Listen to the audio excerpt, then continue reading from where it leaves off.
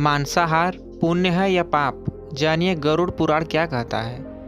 एक बार जब श्री कृष्ण एक पेड़ के नीचे बैठे बांसुरी बजा रहे थे, उसी समय एक हिरण दौड़ता चला आया और उनके पीछे जाकर छुप गया। वो हिरण बहुत ही घबराया हुआ था। भगवान श्री कृष्ण ने उसके सिर पर हाथ फेरते हुए कहा, क्या हुआ, तुम क्यों छुप रहे हो? उसका पीछा करते हुए एक शिकारी भी वहां आ पहुंचा और बोला, यह मेरा शिकार है, इसे मुझे दे दो, इस पर मेरा अधिकार है। तब भगवान श्री कृष्ण बोले, हर जीवित जीव पर उसका खुद का अधिकार होता है, न कि किसी का। तब वह शिकारी क्रोध में आकर बोला, यह मेरा शिकार है, इसे मैं पकाकर खाऊंगा। तब भगवान श्री कृष्ण बोले, किसी भी जीव को मारकर खाना पाप की श्रेणी में आता है। क्या तुम पाप के भागी बनना चाहते हो?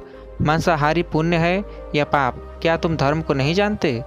तब वह शिकारी बोला, मैं तुम्हारे जितना शिक्षित तो नहीं कि यह जानूं कि मांसाहार पुण्य है या पाप, पर मैं यह जानता हूँ कि जीव को मारकर खाना इसमें कोई हर्ज नहीं है। मांसाहार से एक तो वह जीव को जीव बंधन से मुक्त कर रहा है, फिर क्यों मांसाहार से मना किया जाता है?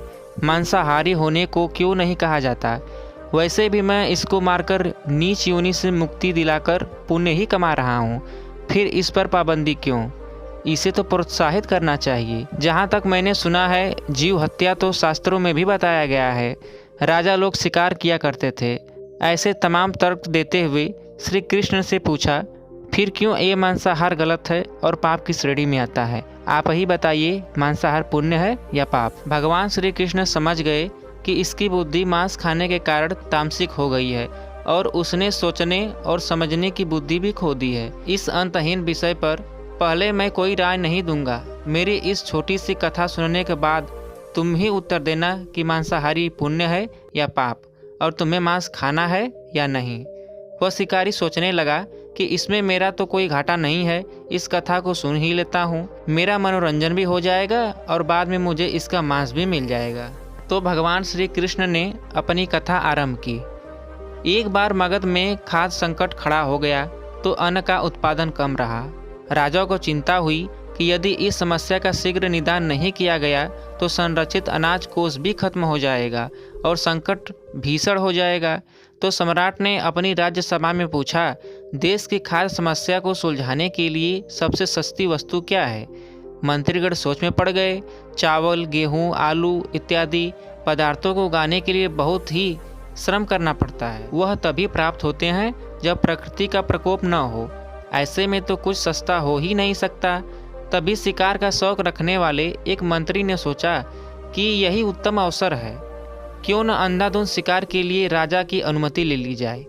उसने सभा में कहा कि सबसे सस्ता खाद्य पदार्थ है मांस। इसके लिए धन का खर्चा भी नहीं है और पौष्टिक खाना भी मिलता है। सभी सामंतों ने इस बात का समर्थन कर दिया, लेकिन मगध के प्रधानमंत्री अभी भी चुप थे। सम्राट ने पूछा, प्रधानमंत्री आप चुप क्यों हैं? आपने कोई अनुमोदन नहीं किया, आपका क्या मत है? प्रधानमंत्री ने कहा, मैं यह नहीं जानता कि यह कथन सही है कि मांस सबसे सस्ता पदार्थ है, फिर भी इस विषय पर मैं अपने विचार आपके सामने कल रखूंगा। प्रधानमंत्री उसी रात मांसाहार का प्रस्ताव रखने वाले सामंत के घर पहुंचे। सामंत ने इतनी देर रात प्रधानमंत्री को अपने घर आया देखा तो वह घबरा गया।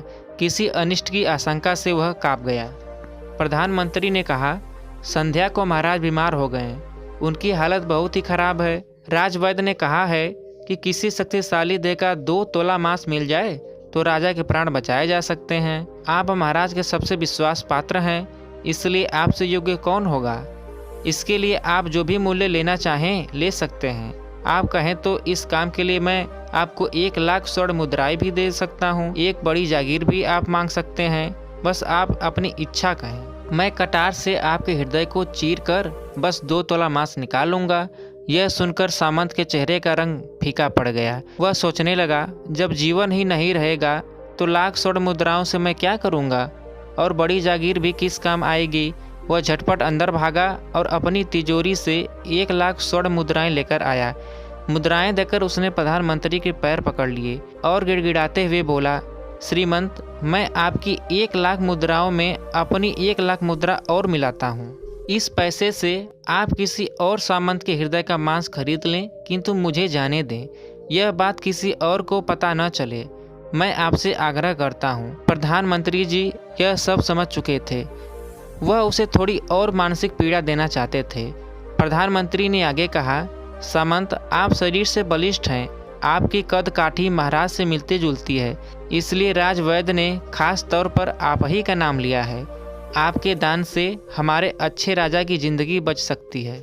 आप कहें तो मैं आपको प्रधानमंत्री का पद देने को तैयार हूँ और खुद आपका कर्मचारी बनकर रहूँगा, पर प्रजा से हमारे राजा न छीने। सामंत तो फंसता हुआ दिख रहा था। उसने शरीर पर अंग वस्त्र रखकर अपने जूते भी पहन लिए। जैसे ही वह वहां से भागने वाला था, वह तुरंत प्रधानमंत्री के पैरों में लेट गया। उसने याचना की कि प्रधानमंत्री, मैं इसके योग्य नहीं हूँ। जब प्राण ही नहीं रहेंगे तो प्रधानमंत्री पद या राजा का सिंहासन भी मिल जाए तो मैं उसका क्या करूँगा। आप चाहें तो मेरा सब कुछ ले लें, पर मेरे प्राण न लें। मैं अपना ये भवन और सारा धन आपको सौंपता हूँ। रातों रात राज्य से निकल जाऊंगा। इतना कहकर वह अपने घोड़े की ओर भागा और जैसे ही अपना घोड़ा गठने लगा, आवाज आई, अभी अभी अपने पीछे गए तुम अपने परिवार को भी छोड़ते जा रहे हो। सामंत बोला, मेरे प्राण से प्रिय कुछ भी नहीं है। जब जीवन ही न रहेगा तो कुटुंब का क्या करूँगा। जीवन रहा तो ऐसे ही सुखी रह लूँगा। इतना कहकर घोड़े पर छलांग लगाकर बैठ भी गया। वह अभी चलने को ही था कि प्रधानमंत्री ने घोड़े की साख पकड़ ली। वह सामंत से बोला, भागने की जरूरत नहीं है, आप आराम से घर पर ही रहो, मैं किसी और का प्रयास करता हूँ। यह कहकर प्रधानमंत्री वहाँ से चले गए। प्रधानमंत्री के वहाँ से जाने पर सामंत के अंदर कुछ जान तो आई, परंतु बेचैनी बनी रही। उसकी नींद खराब हो चुकी थी।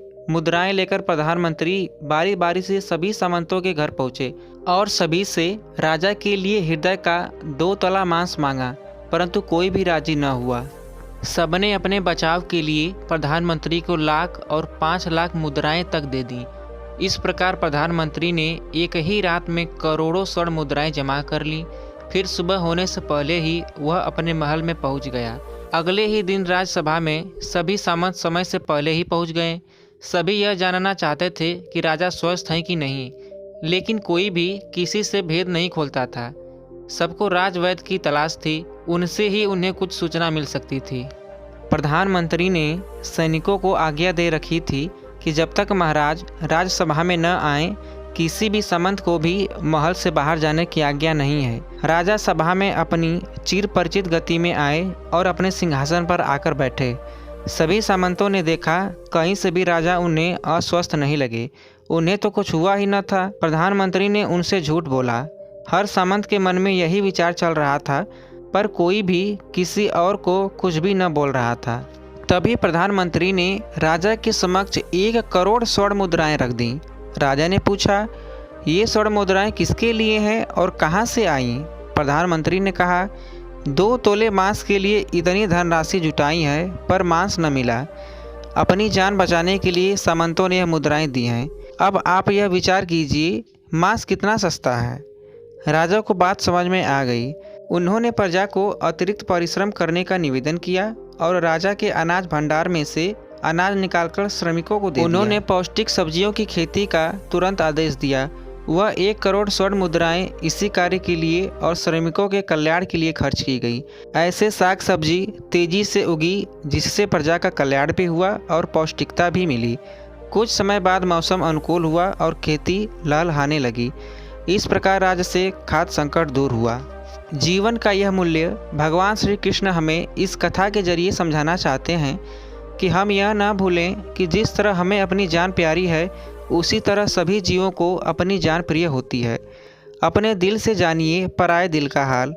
यदि संसार के संबंधों से मुक्त करने का तर्क सही है, यदि जीव हत्या जीव को संसार बंधन से मुक्त करने का तरीका है, तो अत्याचारी द्वारा किया गया नरसंहार भी मान्य है।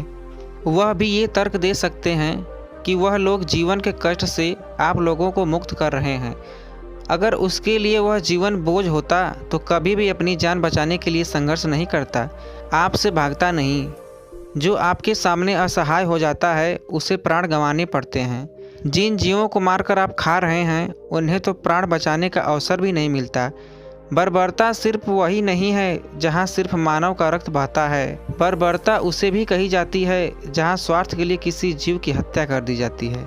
हम अंत समय में जिंदगी भर के पापों के लिए जिंदगी भर सुकर्म करने की कोशिश करते हैं, परंतु हम यह भूल जाते हैं कि जब वह जीव हमारे लिए काटा गया और हमारे लिए तड़पा, उसका श्राप हमें इस जीवन में ही नहीं बल्कि अगले जीवन तक नहीं छोड़ता।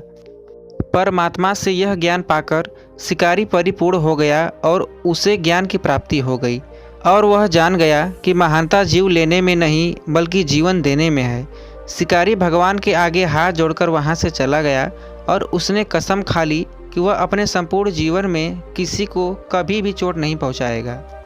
दोस्तों, अगर आप हमारे चैनल पर नए हैं तो चैनल को सब्सक्राइब जरूर करें और कमेंट में बताएं कि आपने क्या सीखा।